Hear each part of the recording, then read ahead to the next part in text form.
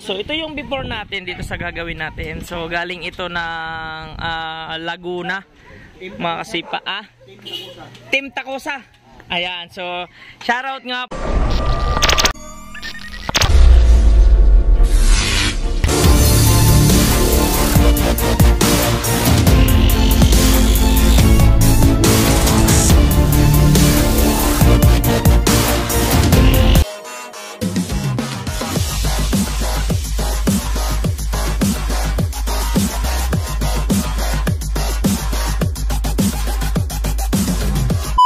Pala sa Team Takosa.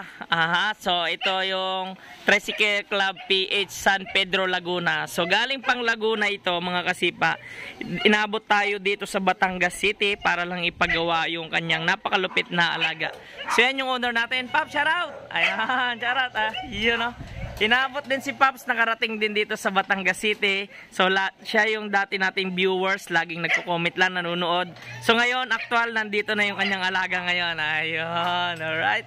Shout out sa Team Takosa. Shout out, alright. Ayun, mga sipa.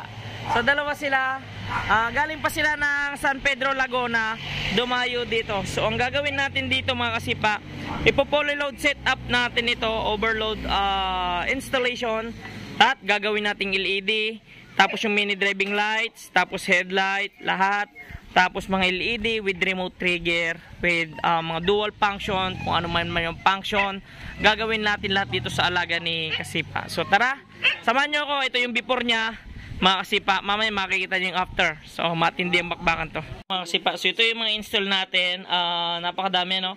Mga LED, full set package, brake light, tail light, tapos Pia horn original, tapos Rizoma version 3, signal lights, headlight, tapos domino Honeywell switch, full function, relay, two-way alarm, cellphone holder with charger. Ito. Tapos three-way switch plus fuse, original holder. Tapos voltmeter. Tapos yung mga wirings na gagamitin natin, purong Japan para mas matibay. So yan yung mga before natin. Sipa. So ito pa yung before namin, ano. So kasalukuyan ko inaayos pa yung mga wirings niya. Puro lahat ay Japan wire. So yan, kinokompleto pa natin lahat bago natin wiring settings lahat. Okay. Sipa. So bali ito yung wirings. So yan, nilagay ko siya dito. So as you can see, napakalinis. So may naka-install din tayo dito ng kanyang anti-theft, you know. So pagdating dyan sa loob na yan, yan yung wirings natin. Ayan. Yan. So lumiko yan dito, lumiko, pupuntahin dito. So syempre kailangan malinis, mga kasipa, no. Yun, mga kasipa. So bali ang ginawa natin is gumawa ko ng extension kasi yung kanyang battery iba na yung size. So ang stock design kasi natin, ang Barako starter, andito yung negative, tapos itong positive nandito rin yan sa kabila. So bali 7L yung gamit, nagkabaliktad yung kanilang poste ng battery. So yun ang ginawa ko, dinesign ko siya para doon sa stock original design. So ito ngayon yung positive nito, 7L at negative. So ang original, dapat dito ang negative, dito ang positive. So ang ginawa ko, winiring ko siya dito. Ito yung positive natin. So bali, ito kasi ang original design, nandito dapat yung positive. So dyan ko na nilagay. So ngayon, dinisenyo ko siya dyan. Ayan. So abot yung positive. Tapos tong negative na dapat nandito, naglagay ako ng extension, original battery terminals, yung makapal. Ayan, sobrang kapal. Tapos makapal na wire para madala ko itong ground na ito dito, mga kasipa. So bali mangyayari dito mamaya, nakalagay ito dyan, tapos ito naka-design na paganyan, mga kasipa. Okay. So bakit ko siya nilagyan ng ganyan? Kasi overload setup na to, palalaki na natin balang araw yung battery niya back to standard o yung original niya sa starter, yung 12N9. Okay. So pag binalik na yung 12N9, back to original na. So magiging ito yung original na negative, tatanggalin niya lang yung tornilyo, tatap lang niya dyan, Tapos, ito naman yung positive, itatap lang din dito. So, malinis yung pagkaka-wirings niya mga kasipa, no? So, ibig sabihin, kahit ginawa natin ng paraan, hinabol pa rin natin yung quality, yung linis at yung safety. Syempre, hindi yung bara-barang gawa kasi sayang naman yung mga binabayaran nila kung binabara-bara mga kasipa, no? Kaya, mainam, kahit ginawa natin ng paraan, malinis pa din yung kanilang pagkakayari. Okay? Ayan. So, yan yung ikakabit na natin ngayon. Ito kasi yung original na battery. So, nakita nyo yung positive nasa kaliwa, negative nasa kanan. So, yung naipalit nila, yung positive nasa kanan, yung negative nasa kaliwa. So, magkaiba sila ng posisyon ng positive. Kaya pag bibili kayo ng mga battery, tandaan nyo kung nasaan yung original design ng positive at negative para hindi mabago yung wirings nyo mga kasipa. Okay? So kaya ang dinesign ko, itong original, malaki. Okay, 9L. Ito naman, 7L. So mali ang posisyon. So ngayon, ito yung negative. Lalagay natin siyang ganyan yung negative. Mamaya lagyan natin ng tape. Tapos ito naman positive na to, pwede rito. At dito siya i-design. Ayan. So malinis pa rin siya. Para pag bumalik ng stock, back to dito na siya at ito naman tatanggalin ng extension direct na dyan para malinis. Alright, so ito pa rin yung before natin sa Baraka 175. Kasi pa yung gawa natin. So kanina ano lang to, yan, lagyan natin ng heavy duty para pag tinanggal yung sidecar. Yan, so ito yung finish project natin mga kasipa dito sa Baraka 175.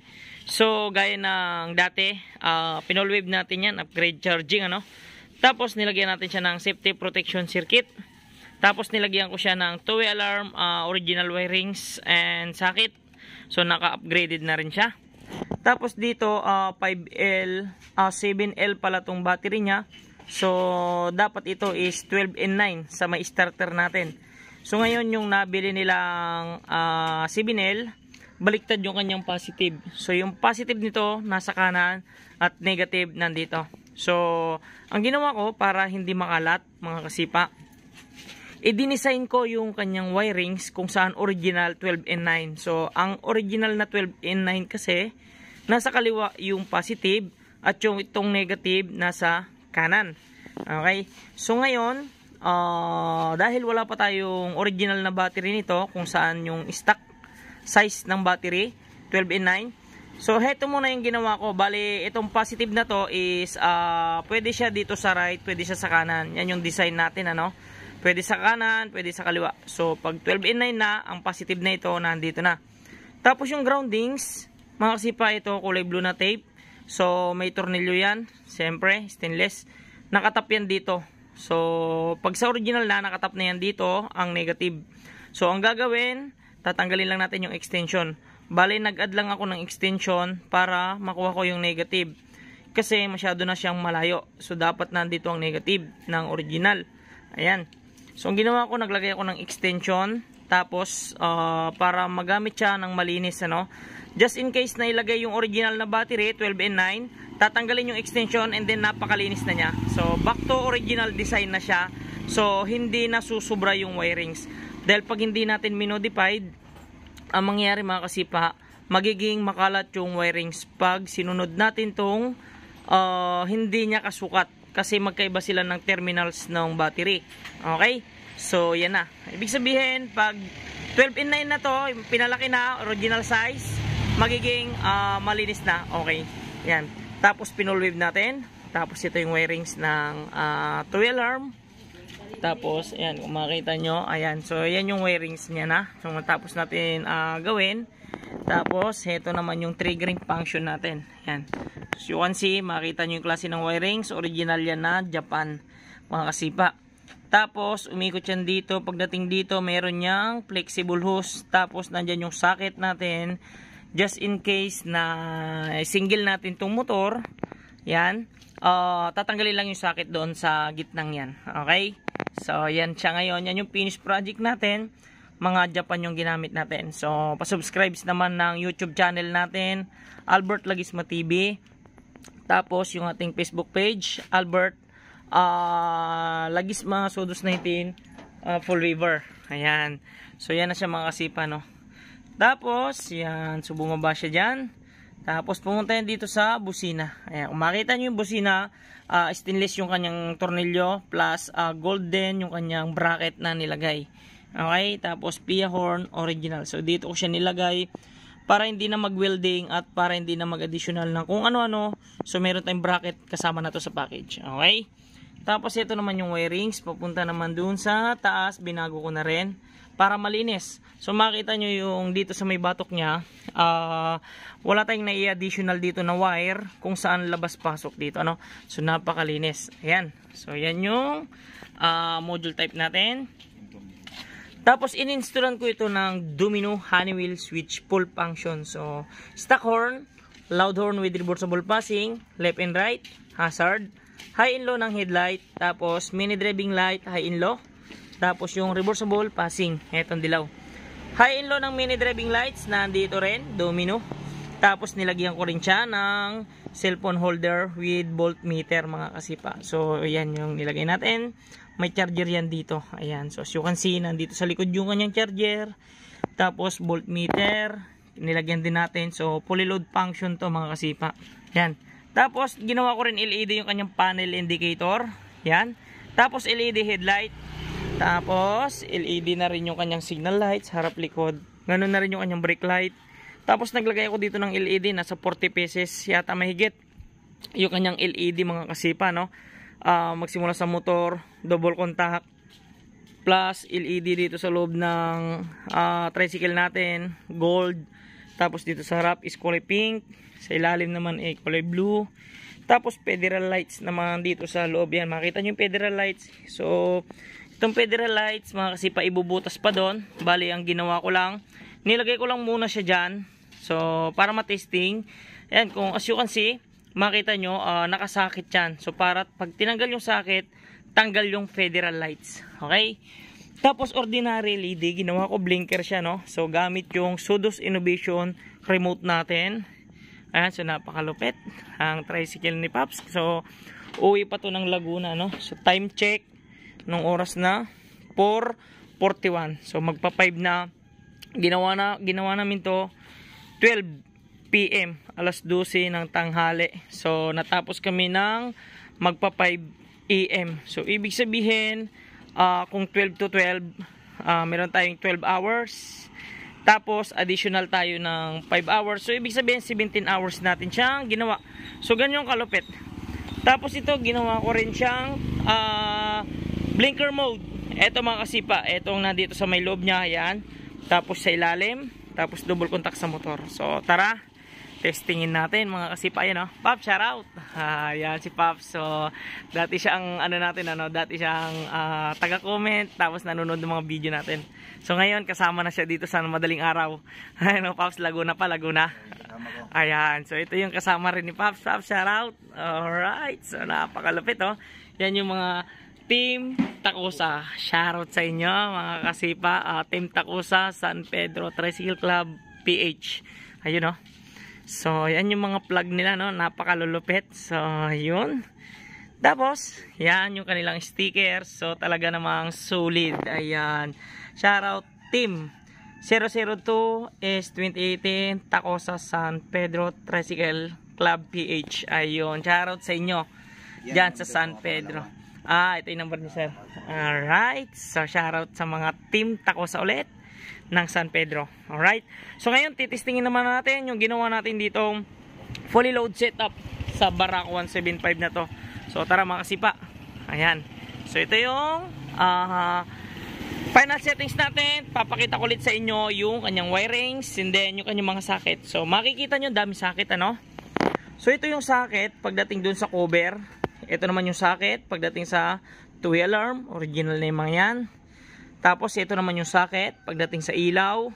Ito naman yung socket pagdating sa switch ng federal niya, dahil may switch dito at may trigger dito, papunta ng federal lights. So yan, puro di socket. Bakit?